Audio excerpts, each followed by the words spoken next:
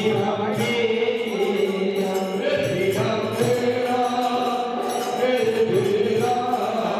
શ્રી કૃષ્ણ, જય દ્વારિકાધીશ। હું રમાબેન માડમ।